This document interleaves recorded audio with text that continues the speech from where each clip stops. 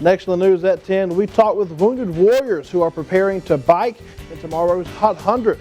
And we take a look at the first evaluation for City School Superintendent Dr. Paul McKendrick. Plus, a black couple has denied their wedding based on race.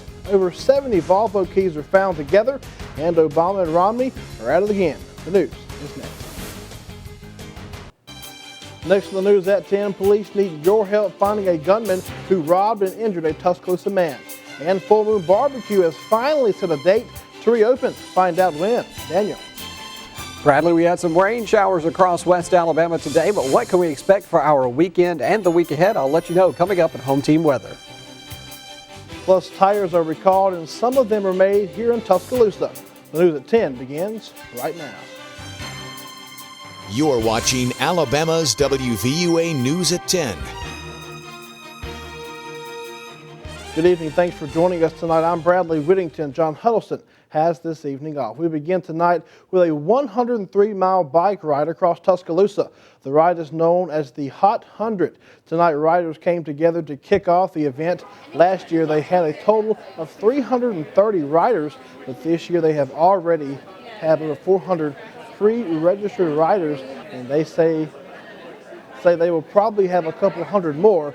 Stephen Secor, president of the Druid City Bike Club, says events like these are very important to the biking community. It's to bring the riding community together, and they can come together and ride in a very well-organized and supported event. We have rest stops throughout the whole ride, different routes that people can take. So it brings people from the area, and not only just from the Tuscaloosa area, we have people from 13, 14 different states. Some of tomorrow's riders are a part of the Wounded Warriors Project. They are soldiers who came all the way from Fort Benning, Georgia, and they came with a message. WVUA's Courtney Highfield with their message tonight. Raymond Burke is among the 15 wounded warriors who traveled to Tuscaloosa for the Hot 100 bike ride. Burke served in the U.S. Army for over 20 years and was injured during service. Burke says he thought this was the end. I was at a point, I was in a very depressed state, not knowing what my future held, because I've always been a very active, outgoing skier type individual, and my unfortunate problems were going to limit my mobility and limit my ability to do all the things that I've always loved. But the Wounded Warrior program showed Burke that his life wasn't over. Actually got me involved with individuals that gave me the opportunity to understand that regardless of our disability, our challenge is to challenge ourselves to move forward. Burke found that one way he can remain active is biking. My very first meeting, I thought, I can't do this. But I found that they have special equipment for everybody with any type of disability. And I have a recumbent bike which allows me to lie back, and I have no pressure on my back, and I can utilize that, and it gives me strength and courage to go on. And through biking, he has learned a very important lesson. Now develop that strength to know things are possible besides just sitting around not having dreams of the future, but having aspirations to go further and challenge myself to my own limits. Burke says he hopes to bike at least 28 miles tomorrow.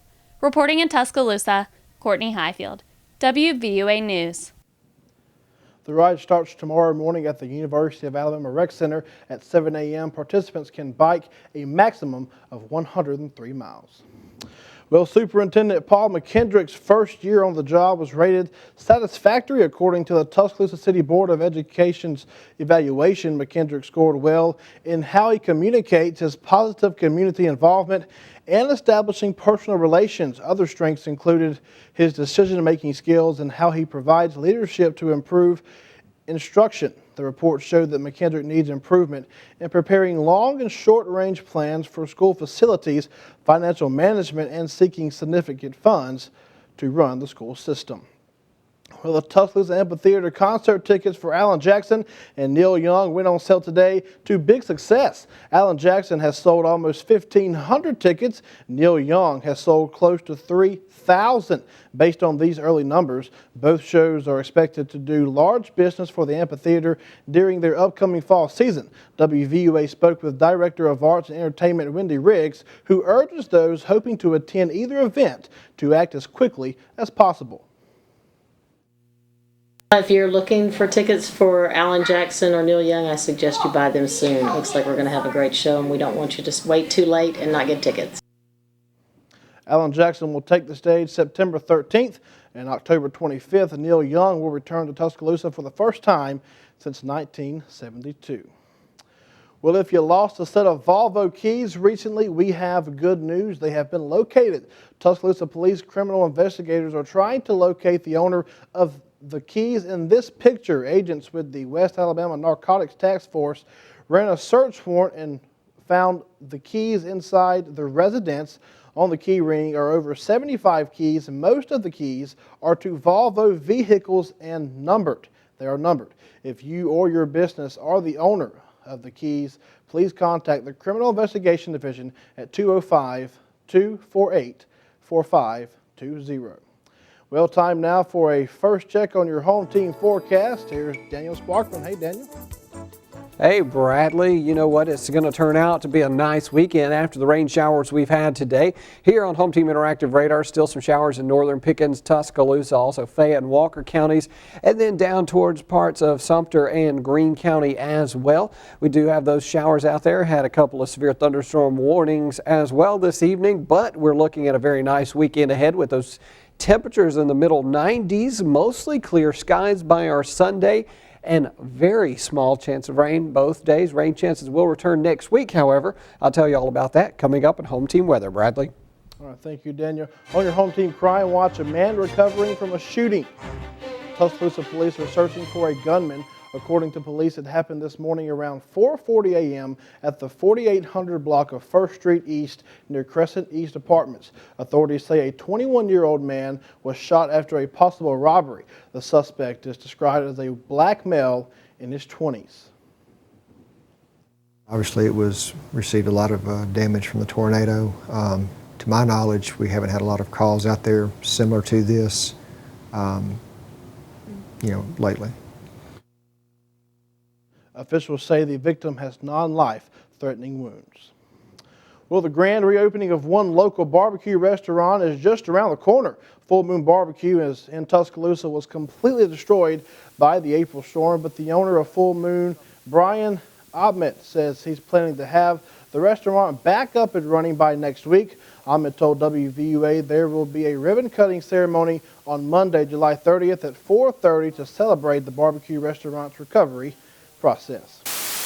Well, Michelin is recalling more than 800,000 tires, most of them sold in the U.S. The recall is because of tread and air loss problems. The company says the tires are typically mounted on commercial light trucks and heavy-duty vans, though some customers have put them on personal vehicles.